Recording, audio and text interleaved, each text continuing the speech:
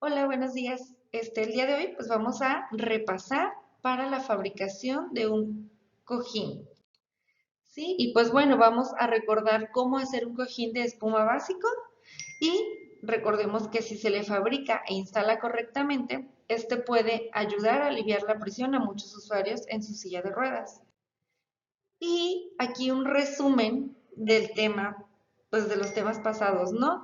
El cojín cuenta con una base firme. En esta base firme vamos a hacer el hueco para los isquiones y el bisel. Y una vez concluido, ahora sí que la forma, vamos a poner la capa superior de un asiento para que sea un asiento de confort. Si después de una prueba de presión vemos que no es suficiente, pues vamos a agregar una capa complementaria. ¿Ok? Recordemos que la base firme pues es lo que nos da soporte. Ajá, el hueco de los isquiones nos va a ayudar a aliviar la presión y a mantener la cadera alineada. El bisel nos ayuda cuando tenemos un asiento que ya tiene forma de hamaca, pues que el asiento, que el cojín, disculpa, no adquiere esa forma y nos dé un mayor soporte al momento de colocar el cojín. Sí, y pues bueno, la capa complementaria, como ya lo mencionamos, va a ser agregada entre la capa superior y la capa de base en caso de que no haya liberado por completo la presión. Y pues bueno, la tela de la funda del cojín también es muy importante, pues es lo que nos va a cubrir que nuestro cojín pueda mantenerse en buen estado más tiempo. Esta tela debe ser de preferencia resistente al agua y elástica, debe ser fina para que no deje marcas en la piel al momento de que se forme algún tipo de pliegue en la tela.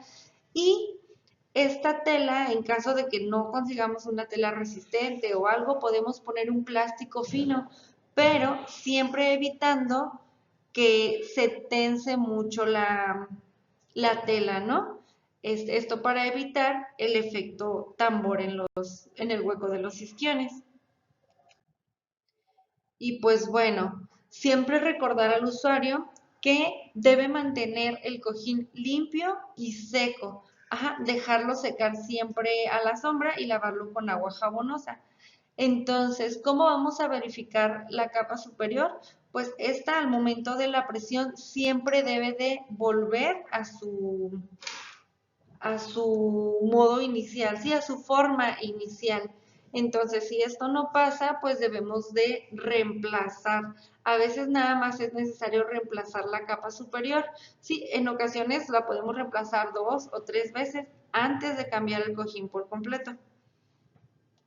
Y pues bueno, algo muy importante, o de lo más importante aquí es cómo vamos a hacer las dimensiones del hueco del isquión, qué medidas van a ser nuestras guías. Y para eso tenemos pues estas recomendaciones o reglas, ¿no? Entonces, de lo ancho de nuestro usuario, vamos a dividirlo entre dos y esa va a ser la cifra que nos va a dar el ancho del hueco del isquión.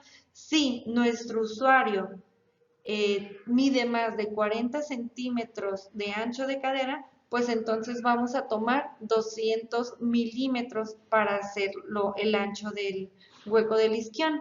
Ajá, en la profundidad seguimos esta misma regla, la mitad de la profundidad del asiento o 200 milímetros, la cifra que sea menor. Y pues en la altura lo que vamos a hacer es que si es un paciente o un usuario adulto son 35 milímetros y si es un niño va a ser de 20 a 25. Aquí les puse un ejemplo. Si mi usuario de silla de ruedas mide de ancho de cadera 380 milímetros, entonces vamos a dividirla entre dos. Esto nos va a dar 190 milímetros y esta medida va a ser la que va a estar justo en medio. Ajá. A mí se me hace más fácil dividirla en cuatro y las dos partes del centro pues son nuestros 190 milímetros. Y aquí, en este caso, medía 4, en la profundidad medía 420 milímetros. Si lo dividimos entre dos nos da 210, pero la regla nos dice que va a ser 200 milímetros máximo, ¿no? Entonces vamos a tomar 200 milímetros de profundidad y nos menciona que es adulto. Entonces, el adulto van a ser 35 milímetros en la base, ajá, en la altura del asiento. Y pues este sería nuestro tamaño, ¿ok? Vamos a recordar por qué 200 milímetros y no más, porque regularmente cuando es más, esto no va a ser el hueso el que crece, ¿no? Es la cadera, pero puede ser grasa o músculo, pero pues no va a ser el hueso que se va a hacer ancho. Entonces, por eso máximo van a ser 200 milímetros o 20 centímetros, que es lo mismo.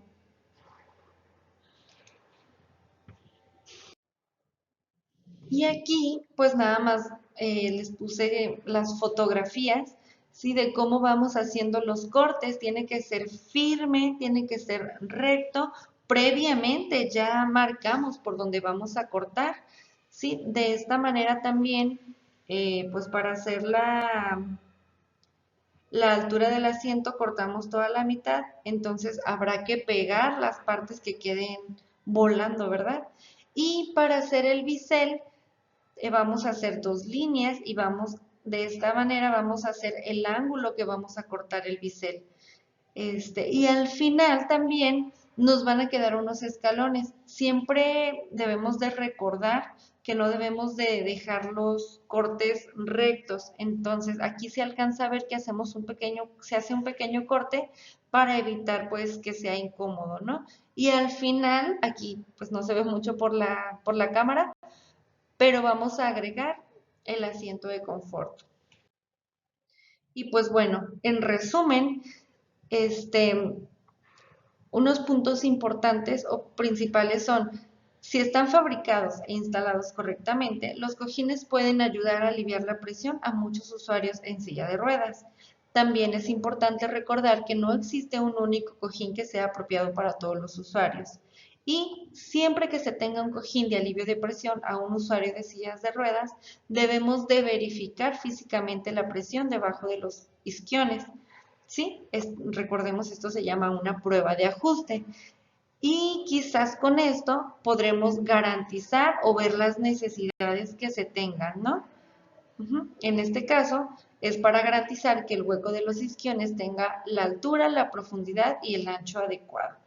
Y pues bueno, por mi parte sería todo. Muchísimas gracias.